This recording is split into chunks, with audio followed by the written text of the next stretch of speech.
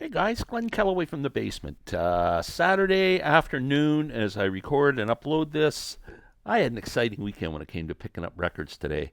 I got one of my records off my grail list, and my nephew Jack's down visiting today, and we went into Belleville, Ontario to the store called Chumley's. Somebody traded in an incredible collection of CDs. We were both just freaking out. I lost my ear thing, of course. I hate this frickin' thing, but it helps me with the sound, and no one complains about my voice being too low anymore. Um, anyway, yesterday I go to Deja Vu Disc. I went to pick up my nephew Jack in Oshawa, Ontario, and there's a place called Deja Vu Disc. I've talked about it. Somebody comes in there and loads them up with records, and they just sit there, and you got to go through them all. And the condition could be abysmal, and it could be near mint. You don't know. Nothing's in order. Just hunt and pack, find something. I'm a huge fan of singer-songwriter Peter Case, who had originally a band called the Plimsouls, which was kind of like a garage rock band out of the LA area. Then Peter went on his own and made some great solo records, somewhat bluesy, somewhat folky, somewhat. He's all over the place, but he's a really talented guy. Great singer, great songwriter. His first album is self-titled Peter Case, but the second album, which is the one which I absolutely love, and that's the album that I discovered him with, is called The Man with the Blue Postmodern Fragmented Neo-Traditionalist Guitar. I kid you not, that is the name of the album, but it is known as Blue Guitar. And I had this on vinyl when I did my big vinyl sell-off and lost it. Have never been able to find it since, ever. I'm sure I could find it on Discog, but I'm talking about actually finding it in the wild. You know, that's why I like to find my records. Found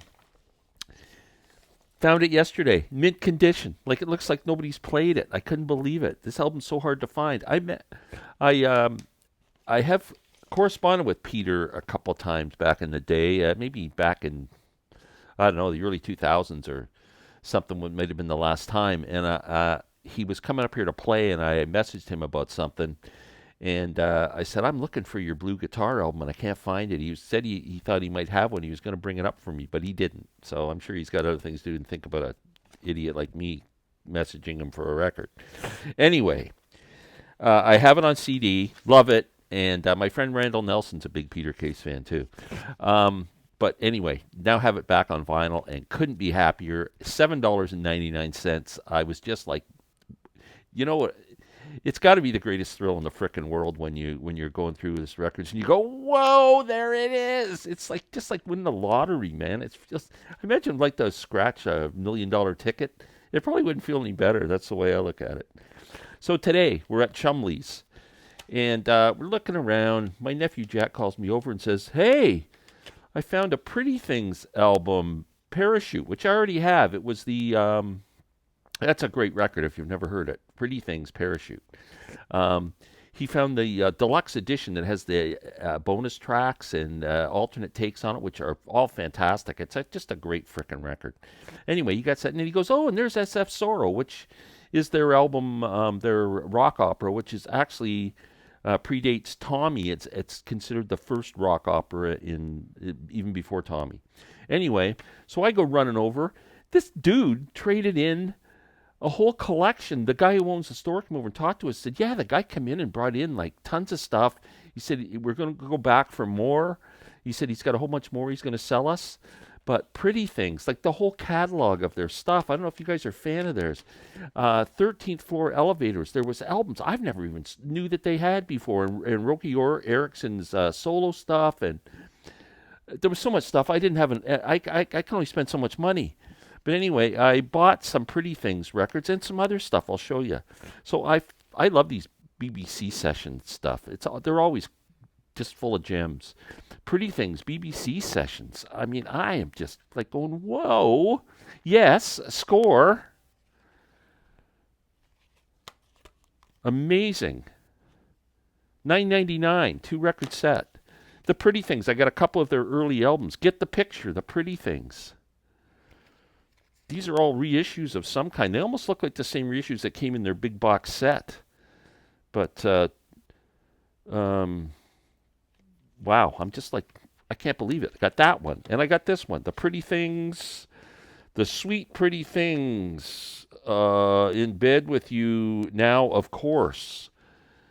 Uh, there was tons of other stuff. I probably left 6 Pretty Thing titles behind.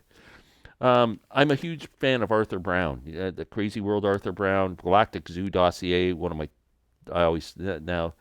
Uh, which one of the viewers challenges me? Says I have 113 albums in my top 10. This is definitely top 10. Galactic Zoo Dossier, Arthur Brown, and I found an Arthur Brown album I'm really not familiar with. Chisholm in My Bosom. So I'm really interested in hearing this. I'm a huge Arthur Brown fan.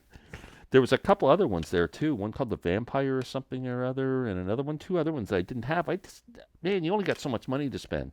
Coliseum, love the band Coliseum.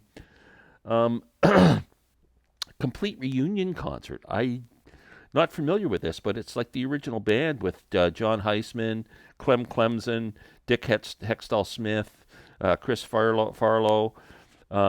They do Valentine's Suite, which is just a great Coliseum album. They do that, the suite in its entirety, and then they do a couple of Jack Bruce songs. They do Rope Ladder to the Moon and Theme for an Imaginary Western. Then they do Stormy Monday Blues and Walking in the Park. I mean, oh man, I'm dying to hear this. This has got to be good. These guys are such great players. Fantastic. And last but not least, Gary Moore. I freaking love Gary Moore.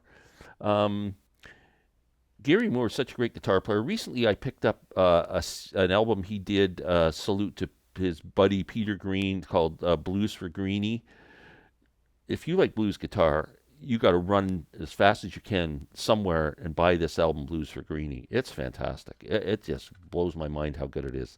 Anyway, Gary Moore was in a band before he went solo and had his own successful career. He was in a band called Skid Row. Now, stop. It's not the Skid Row from the States, that annoying thing. This is another Skid Row from the UK. And this is the first 2 Skid Row albums on a twofer CD. I have no idea what this is like. I've never heard this stuff. Oh my God, this thing. Why does it keep falling out of my ear? This is ridiculous. I don't understand what's going on. Stop it. It says, during the past 3.5 decades, Belfast-born guitar ace Gary Moore has made a considerable name for himself with a plethora of successful solo albums as a member of bands such as Thin Lizzy, Coliseum 2, speaking of Coliseum, G-Force, and the short-lived BBM with Ginger Baker and Jack Bruce. But there's a part of his history that is often neglected, specifically the early recordings with his band Skid Row, who should not be any way confused with the more generic 80s U.S. metal band of the same name. Now, generic's a much more complimentary term than I used. Formed in the late 60s. At one time, Phil Lynott from Thin Lizzy was a member. But the before band was Brush Shields on bass, Noel Bridgman on drums, and Moore on guitar. Interesting. 3-piece kind of a blues rock outfit here. I'm really interested in hearing that. So, yeah, that's what I got. I'm just really excited, really pumped. I can't believe I got all this stuff. I'm going to call him another week or so and see if he got any more stuff in. So I'll let you know. Anyway, have a great weekend. Some thumbs. Appreciate it. Take care.